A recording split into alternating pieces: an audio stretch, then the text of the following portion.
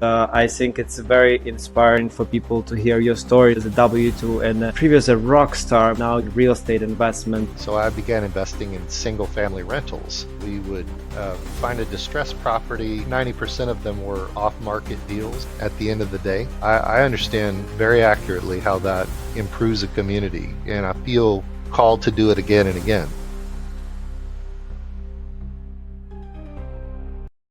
Hello, everyone, and welcome back to the Path of Progress. I'm your host, Alex Kononov, as usual, and today I'm joined by my good friend, Matt Baker. He has a really inspiring story from the corporate world to real estate investing. Matt, welcome to the show. Hey, thank you for having me, Alex. Absolutely. Matt, for those who don't know you, can you give us a quick overview of your background and how you got into real estate? Sure.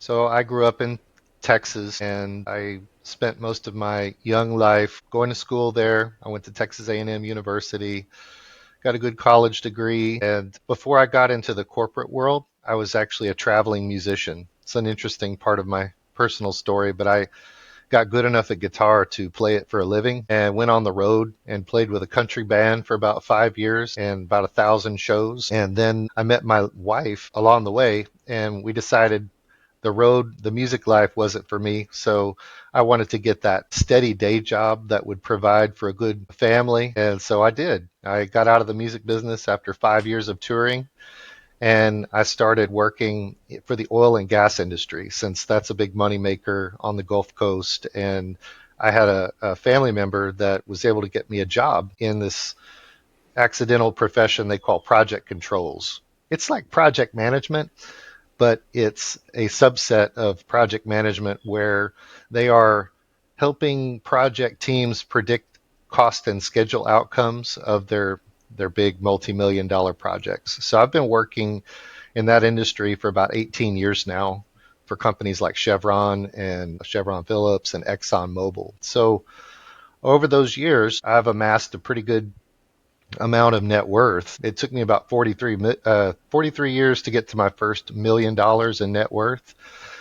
But most of that was done the hard way, just saving and investing in deferred, compensation plans like 401k, IRA. But eventually I started learning about some new ways to accumulate wealth, and real estate was one of those ways. And it wasn't until during the pandemic that I discovered that I wanted to buy another house other than my primary residence. And so we'll talk more about that later. But the short of it is that my first accidental real estate investment was a vacation home, a second home that I purchased. And it was never my intent to profit off of it. We just wanted to have a good time at this place. And because of the timing, I wound up making a lot of money doing it, in equity capture, and it continues to be a cash flowing asset. So that's a bit of my background. Like I said, I met my wife in Texas. I have two kids. I have a 14-year-old son and an 8-year-old daughter, and they are inspired by my real estate journey as well. They want to become real estate investors when they grow up. So That's definitely inspiring. From a rock star going to corporate, and now you transition to real estate world. And for you, it became, I think, naturally, right? Because you're being in a corporate world, you got inspired of those investments, regular traditional investments.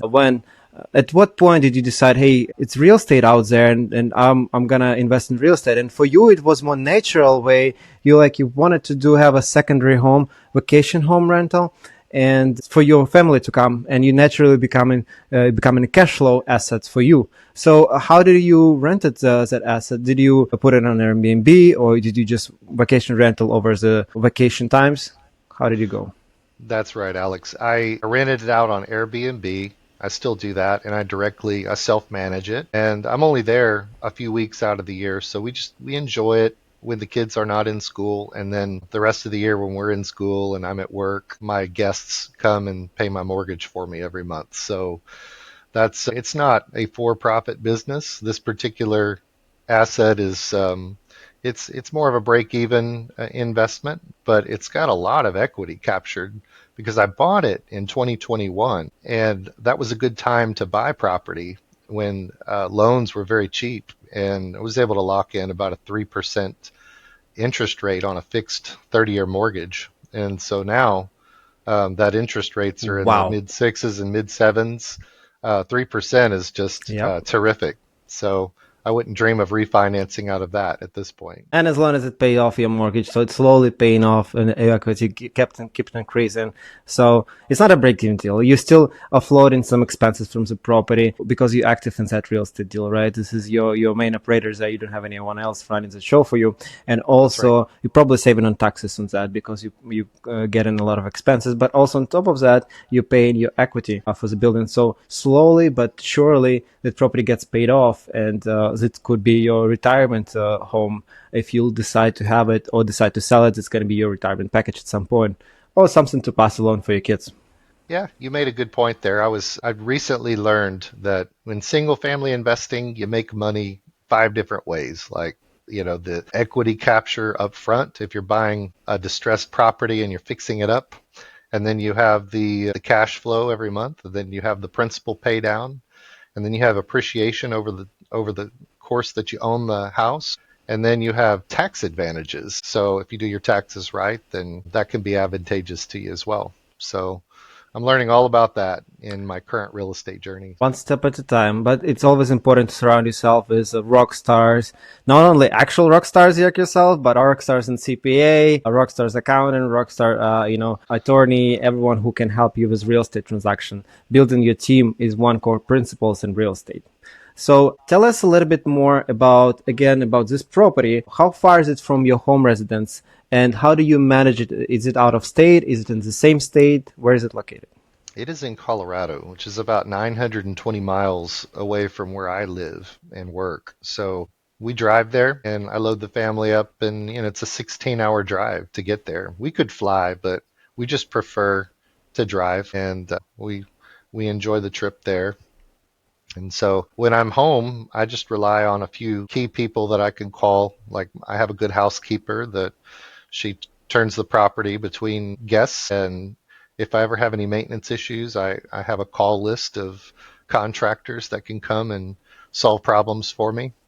And it's a very low maintenance property. I don't get a lot of calls. Occasionally, something will come up. I think a couple years ago, I had to replace a refrigerator, and that was a bit of calling around in neighboring cities and getting somebody that was willing to deliver a refrigerator to a rural town. But these are easy problems to solve, and I don't get a lot of calls like that. So I'd say it's pretty low maintenance. Why did you choose that particular state? Is there any attractions that you go? Is there a ski resort nearby?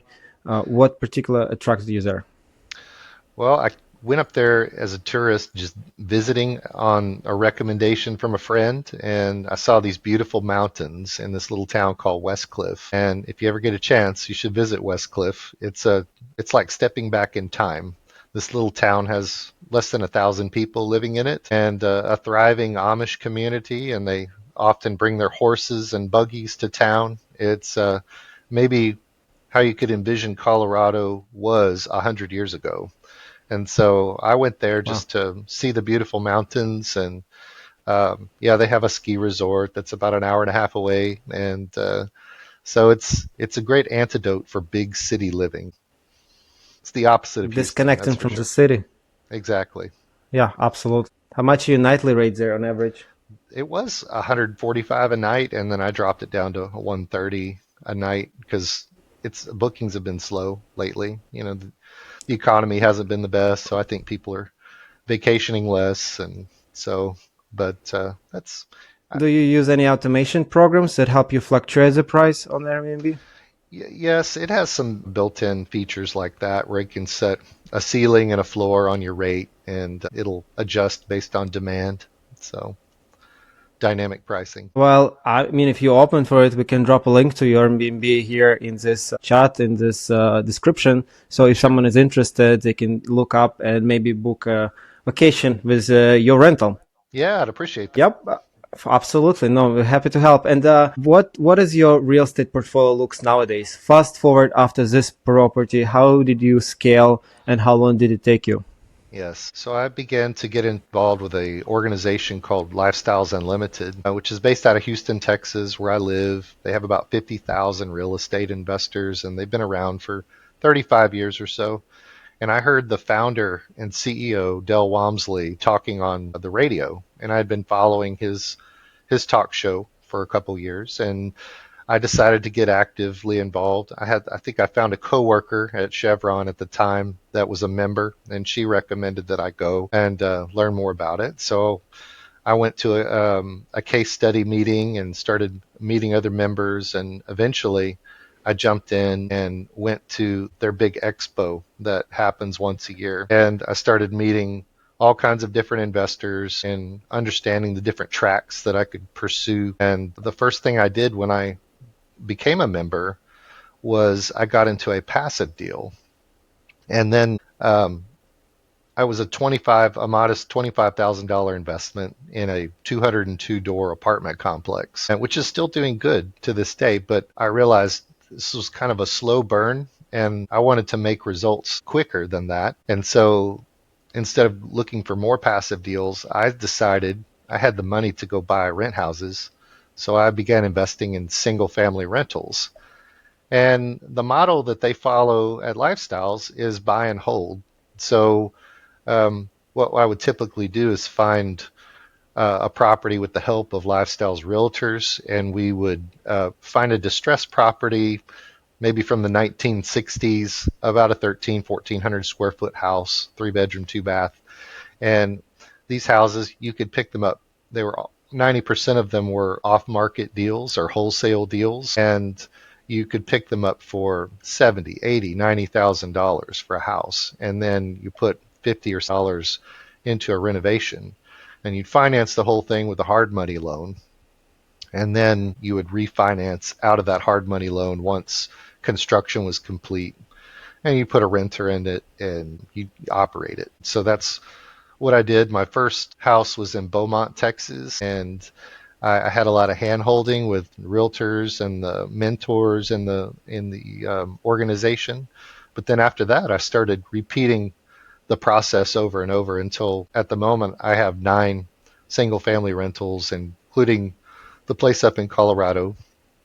So that's where I am today. I like it. So we call it the BRR method, right? So Yes, buy, rehab, rent, refinance, repeat. And that's that's correct. exactly what you did. You bought a Hmm. property, you found the values there, you brought a value at, you did a sweat equity. Either you work yourself or you hired subcontractors. Most likely you hired subcontractors because you have Correct. W-2 job, which is Yes, your strategy. And now you fix it up, you rent it. How much? So those buildings that were selling houses for 70,000, you put another 50 into it. How much was the rental on those on average? I would say at least $1,300 or $1,400 a month, and some of them are higher depending on the comps in that area. So And it's a single family house. correct. So you don't have much upkeep there because the people live there. They usually take care of the property because it's a one, occupant. It's not owner, but it's tenant occupant, and they usually pay all the bills, including the water, electricity, heat, whatever is needed there. They take That's care of right. the property, and you just put it on the lease. So Yes. minimal upkeep, maximum revenue, and you just focus on this kind of rentals. And for example, just for the sake of the numbers, you bought it for 70, you put another 50 into it. Let's assume this is the numbers, 120 all in the property. How much was the appraised value for one of those buildings, and were Um, you able to completely recoup all your investment? oh yes. And typically these refinance appraisals would come in for a house like that, 150, $160,000 appraisal value. So you're capturing quite a bit of equity out of that deal. Yeah. Okay. So this works. So if you do an 80% LTV on the property on the refinancing, you get 120,000 out of it, and you got all your money back. You went and you bought another property and then another property, and you keep repeating it.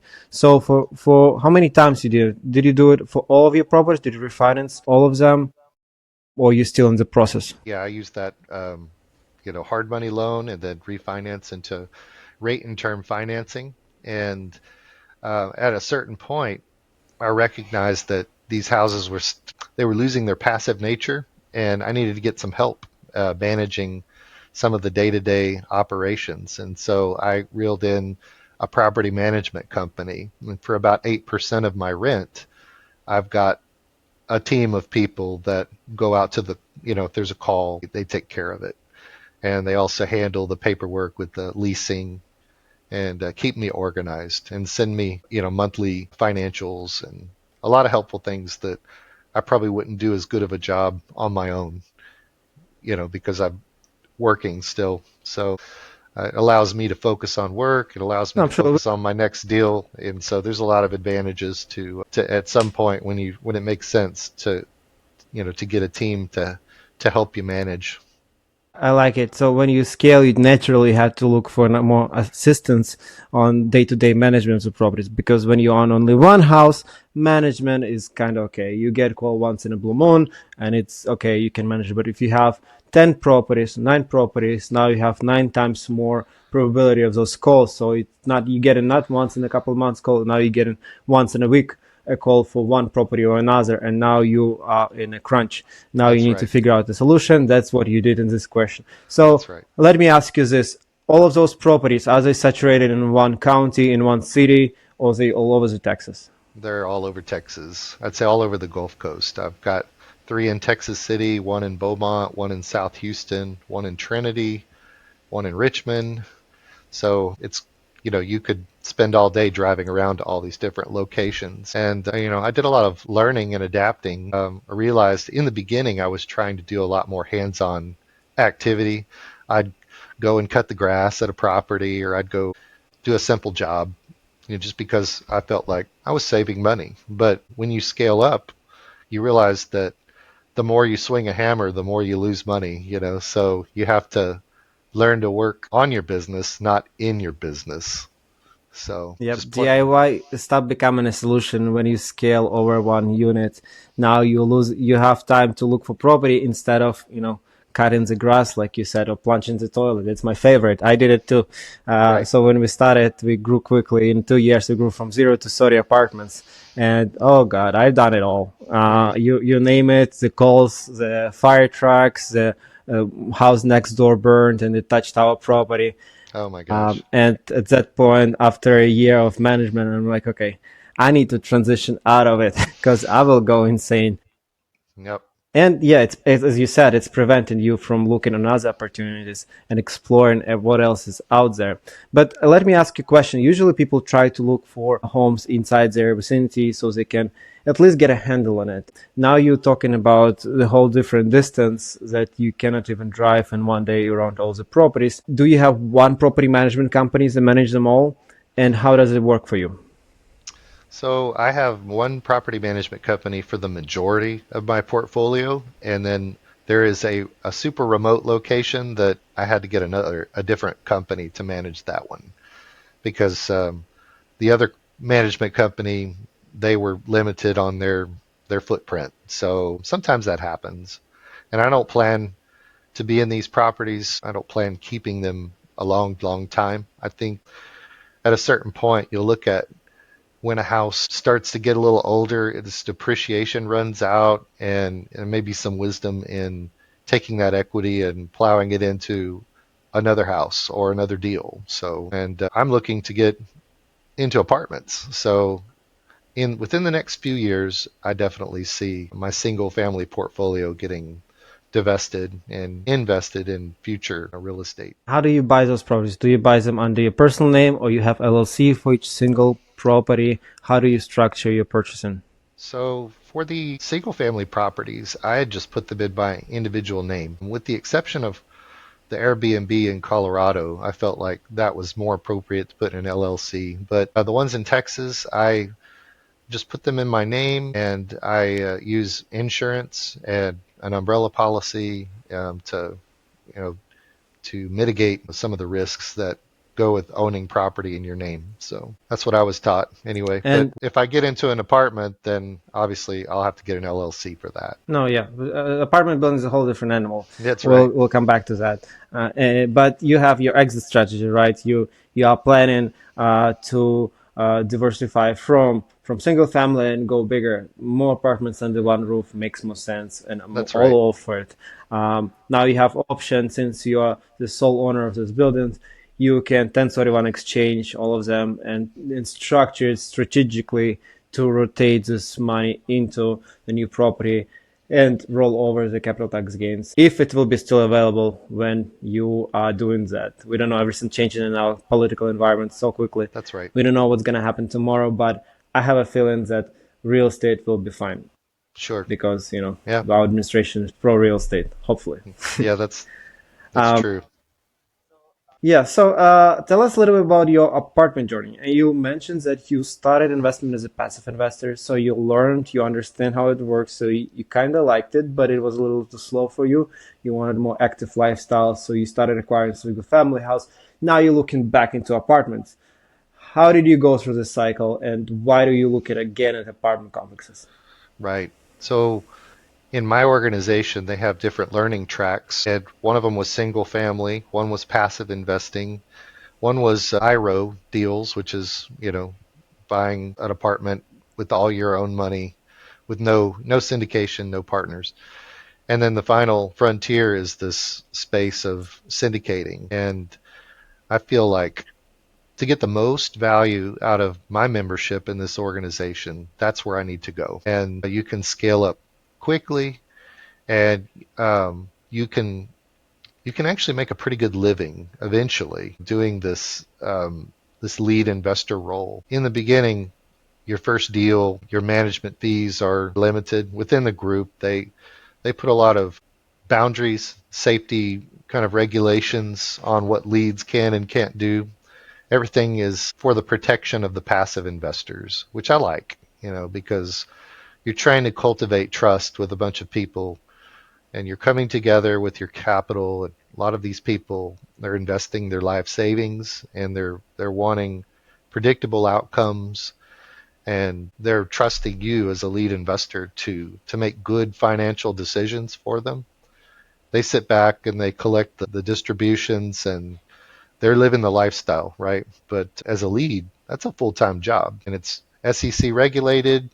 Do everything through a private placement memorandum, and there's a lot of reporting requirements. So I've been learning all about it.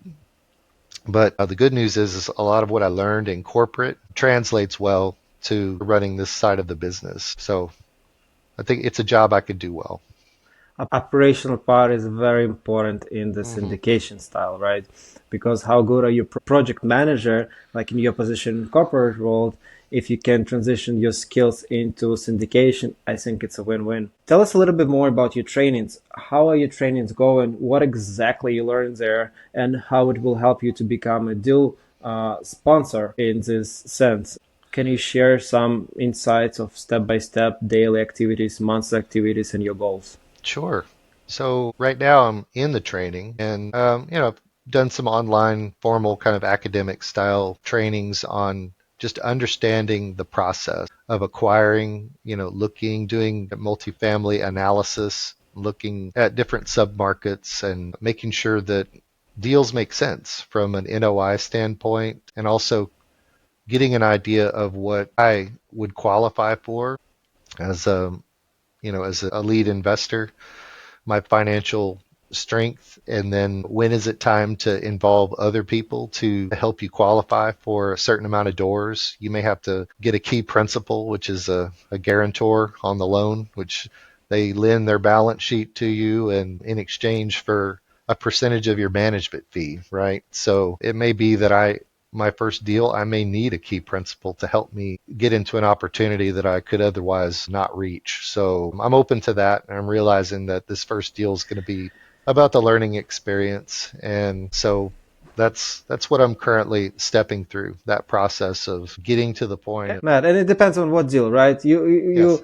You don't you think big, right? We all strive for the better and for the best, and we look for 100 unit apartment complexes, 200 unit apartment complexes. But our listeners still not aware of what it is, right? Why you need all of those pieces. And let me rewind a little bit, and you correct me if I'm right or wrong. Syndication is basically a team or group of people collects together, which called sponsorship team, right? Right. And the Correct. sponsorship team has each roles and responsibilities you just mentioned. One, it should be sponsoring the loan. if other ones don't qualify, usually the group qualifies together if it's better for their own balance sheet. One is asset managers, one big role. There's deal finance, there's operational, there's so many little pieces in this group. The beauty of it is that everyone has their strengths and weakness, right? And the strengths part can be utilized together, and you can work for the benefit of the full corporation. One is better in asset management, he focusing just on that. Another person is better in investment relationship, investor relationship, and he focused on that part of the deal. And in this deal, for our listeners, again, to unwind the whole picture, like you invested in 200 unit apartment complex before passive investors, meaning you are a limited partner. Usually That's the right. syndication deals, there's limited partners and a general partners. Sponsorship team calls general partner teams. That is a manager's team on the team, and they make it all executive decisions how to run the business on day-to-day operations to go through the business plan that they will offer it to limited partners. And limited partners just invest passively into the deal. They bring capital to the deal and they promise some returns. Again, those returns are not guaranteed because they That's right. cannot be guaranteed. But if there's a track record in place and the general partners know what they're doing, this is usually is very achievable and solid number to get to. So you're trying to do that, and I understand it, but you also need to think about, hey, what about smaller buildings? And maybe you don't have to jump right away to 200 unit apartment complexes. I know everyone's selling on this Right. dream of being multifamily investor. It's sexy, it's cool, jets. Now you flying and all these nice fancy cars and all these beautiful destinations that you fly. But there's nothing wrong to start with smaller, up to 50 units, right? 30 unit, 40 unit apartment complex that you can be your own operator and manager. And started That's with like you. It was part of that's your training you mentioned. There was one of the options was to buy your own building. right. That's where I realistically think I'm going to start. I'm envisioning, and I've talked to some realtors and brokers, that my range right now is looking for an apartment in the 24 to 50 door range and somewhere within 100 miles of where I live, so I can self-manage. I can drive to this place and attend to the needs of it more directly. So I think that's a good starting point for a first-time lead. Interesting that you mentioned that. I want to interrupt you here because you just mentioned me single family homes. You're okay to be far away and you don't have to be managed and you don't want to manage. But for this property, you want to change your strategy. You want to be in vicinity. Now you're limiting your pool of your options. Why is it particular change here? Well, because this new job requires some new level of financial stewardship and fiduciary responsibility to my passive investors. And so that's what they want to see. They want to see direct self-management, especially on the first deal. They say, hey, you're learning. You need to be out there in the business of working multifamily. You need to be with the leasing office. We want to see that you're in the trenches and you're keeping us informed of what's happening out there on the battlefield, right? So it's a different ball game than I think it's very important point. yes. I think it's very important point people are missing out because this is called boots on the ground. So you try Hmm. to be a boots on the ground and a matter of expert in this particular market. So you want to try to focus on this market and you want to cover this role of responsibility. It's one of the roles that can be covered by outsourcing it and finding a partner. But if you can find a deal in your proximity, you can keep the biggest share of the pie. Not necessarily you need passive investor. Maybe you'll do a JV joint venture with some investors and bring your own capital in massive scale from your Sure. single family homes. And this is also a possibility. But being boots on the ground, definitely gives you advantage and peace of mind. Not necessarily you need to manage this property yourself, but you can handle it to other people and you still can oversee this process while going construction, make sure everyone on point doing their work and how it's processing during the stabilization period at least.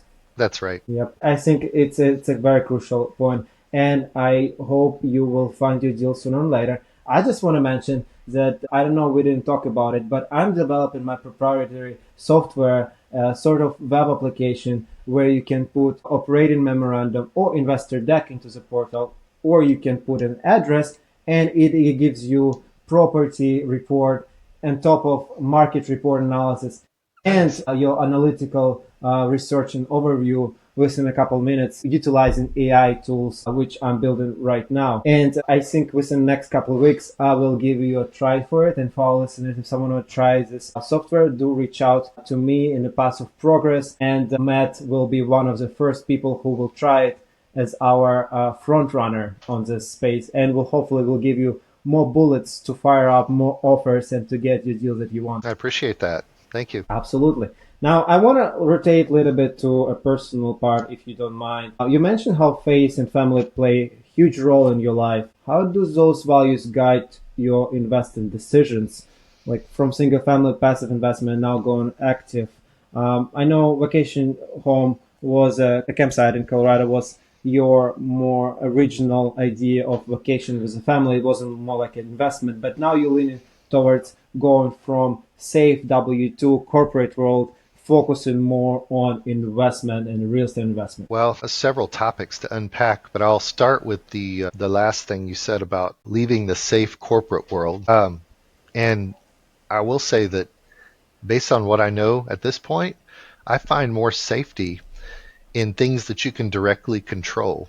And it turns out that job security is just an illusion. This is one of my 3 bullet points that I was going to save for the end, but it's a big lesson learned for me because I've been through several corporate jobs and I realized that the year they get tired of you, you're gone, right? And that's happened to me. I've been in a situation where I've had to leave a job because of a toxic work environment, and I've been in situations where I'm scared of being laid off due to just the reorganization of the company, and that tends to happen. And after several years of getting promoted, getting higher salaries, and I realized I set a trap for myself. I'm relying on this one stream of income and it's just getting bigger and bigger and harder to leave. This in the corporate world, we call this wearing the golden handcuffs. And there's a lot of people that are making 6-figure salaries in big corporate jobs and they're waiting for their pension. They're waiting for their retirement package. And some of these big companies, they make it worth your time to stay for 30, 40 years if you can. And Chevron was no exception. But I wound up leaving Chevron because I took one job assignment that turned out to be very toxic, and I got in an environment where I realized that I put my mental and physical health up for sale, and that was a big mistake. And so after I left the company, I told myself, I'll never sell my mental health again. I don't care how much they're paying me. If they're going to make my life miserable and threaten me with ultimatums and things like that, then I just don't need any more negative experiences from this point forward. And so leaving that environment and going into a place like real estate, it's very empowering because you're your own boss. The sky's the limit as far as how much you can produce in terms of income. And it's something that you can use to build generational wealth for your family. And I plan to bring my 2 kids along with me and get them involved so that they have the same mindset and job security that I'm going to enjoy. So I'm doing a lot of learning, and I'd say, yeah, the job security is an illusion. Mental health isn't for sale. And then the third thing is just never depend on one stream of income. And I teach this to my children that you want to be like a farmer. A farmer never just plants one crop, right? He has bumper crops. He has things going on in case one crop does bad. He's got 3 or 4 other crops that can provide other sources of income. So there's a ton of people out there that they're just relying on one W-2, one paycheck that drops in the bank account, once or twice a month. And anything changes, then the whole household is in trouble. So I'm glad I'm not in that situation anymore. Yep. My rentals are helping build a safety net for my family. So In the rat race, I yes, call it, right? yes, indeed. Golden handcuffs is one part of it, but rat race is a whole another story that we're trying to unpack here. And this is definitely W-2 job and escaping the day-to-day, routine. So you dig really deep, and I think it's very inspiring for people to hear your stories. That if you can do it as a W-2 and previous a rock star with a whole different mindset, you was able to retrain to focus on a safety for your family, and now you look in what's even safer is in real estate investment, and you exploring that opportunities and Sure. teaching your kids, which is, I mean, I think it's the most important thing here. But tell us, what was one was of your biggest lesson you've learned so far in real estate investing? Wow. So I guess one lesson that is just now kind of bubbling up to the top of my mind is that I haven't felt like a lot of the things I've done in my life have really translated to a true impact to the community. Like playing music was more self-gratification. I enjoyed it. I did it well. But it was more about me than anybody else. And then working for corporate America, it's really kind of hard to see how, my spreadsheets and my reports impacted the company bottom line at the end of the day. But I know exactly how I impacted the community when I took an old rent house that was a distressed property and fixed it up and put a working class family in there, gave them a clean, safe, and functional place to live, and helped bring property values up in the neighborhood. I understand very accurately how that improves a community, and I feel called to do it again and again. So both in single family and multifamily, you could see how we're bringing communities back one property at a time. It's a I noble think it's cause. a very important point. Revitalization of communities. It's a noble cause. And as a personal, right, being selfish, me, I like to see progress and I like to see the end results. It's hard to see the end result when you work for corporate, when you one little piece in a huge corporation. But when you do an impact on the local level, when you have like all run down house and you put 50,000 renovation, now it's beautiful, sparkling, and people actually live there and enjoy and appreciate it of such a space that you provided them. That's a change that you're doing in a world on your level, on your base level, doing one single family at a time, and then focus on multifamily. Now you can do this with 50 doors, with 100 doors, Right. and making those communities safer for people, right? Because now you vet in properly the tenants. You make sure you don't put anyone with, with bad people there, and make sure you keeping everyone in check. And it helps the community to stay in check, Sure. communities to stay healthy and safe for kids, for environment, and grow and progress further. Exactly. No, I agree. And it's rewarding when the Absolutely. neighbors come up to you and say, I really appreciate you fixing this place up. I had to look at it with spray paint and board on the windows, for years. And I'm so happy that I don't have to look at that eyesore anymore. My happy appreciation was a little further. So my neighbor was an older gentleman who owned a three-family house next to my 7 unit, and when I was renovating 7 unit, I kind of put a little lines there. Hey, if you want to sell it, I'm renovating. I'm the new owner. Blah blah blah. And he like, oh, thank you so much that you're fixing it. It's been a real sore. Yeah, And what do you know? In 3 months, he sold me this unit, an extra 4 units. So perfect. I picked up extra 7 units from him in a good price, and it was a really good show of hey, you put it out there, and the universe gives back to you. Yes. Let's go back to your goals. What are your short and long term goals to grow into syndications? So apartments are my next step. I'm trying to make that transition from single family to multifamily, transitioning from W-2 to full-time real estate investor. And I want to be retired. I'm 47 this year, and I want to be retired by 50. So I think a 3-year runway is plenty of time to get there. And some people might think that's an aggressive goal, but I think aggressive goals are good. It gives you a reason to roll out of bed in the morning. So I'm putting my foot down. I'm going to get there. And do you have a number in mind as a goal? Is specific numbers that you need to bring revenue home, or you have aspiration in how many apartments do you want to have under your own portfolio? So right now, that number in my mind is, I think, ten to $15,000 a month in net income. Once I get to that point, I feel like I have the comfort to say I don't have to have the W-2 job anymore.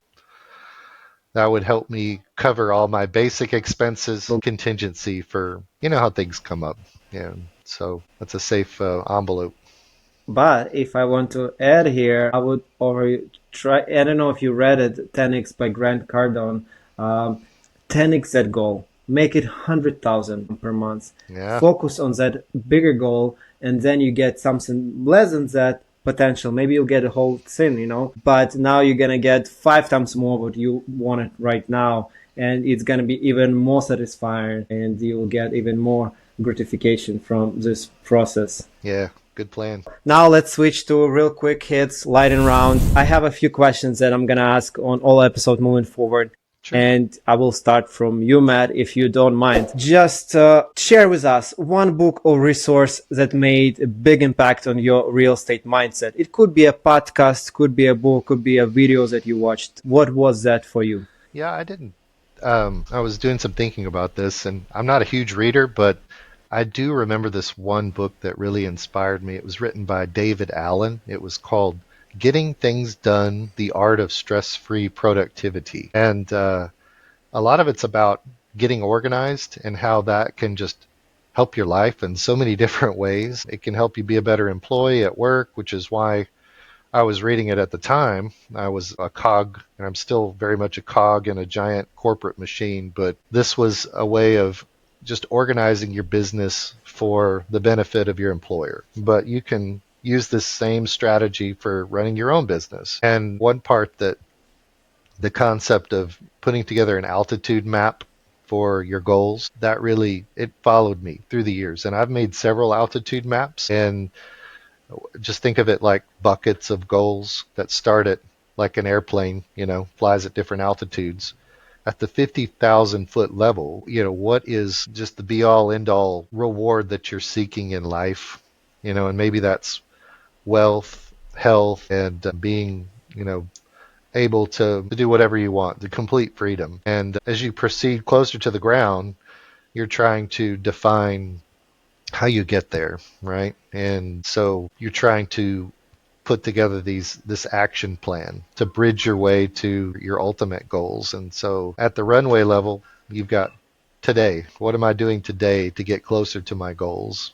What am I doing this year to get closer to my goals? And so I find that as I get older, if I don't write things down, they don't exist. And so further to that point, if you're really serious about accomplishing things, victory starts in the mind, but then, writing it down really galvanizes it. And the probability of you achieving it goes way up if you're writing action plans and putting them into practice. So that's it. My I book love is it. David Allen, Getting Things Done: Art of Stress-Free Productivity. I will find it and I will read it and I will tell you about it.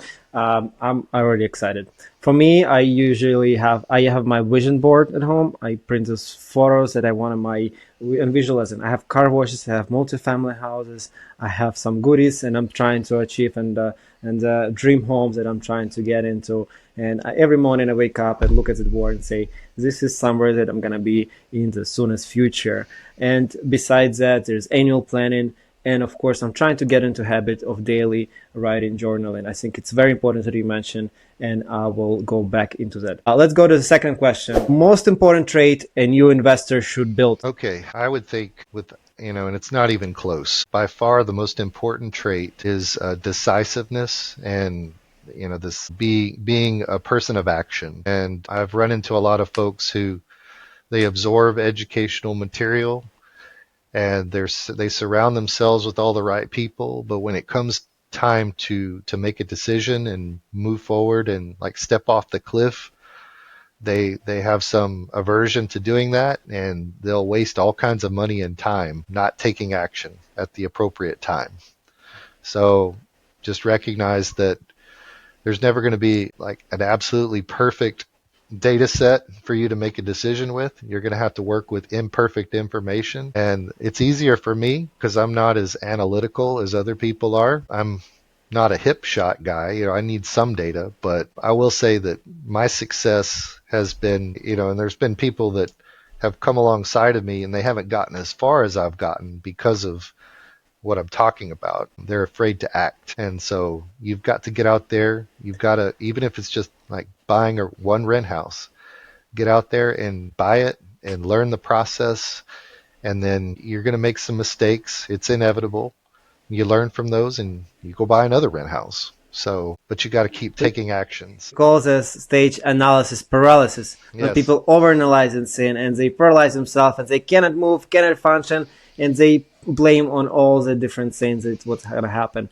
And so the main advice from Matt, guys, get out there and get this first action, buy your property, get this experience, and now you can translate. It doesn't have to be perfect. No one's perfect. No one doing mistake. Everyone's doing mistakes, but you have to start somewhere. Okay, next question.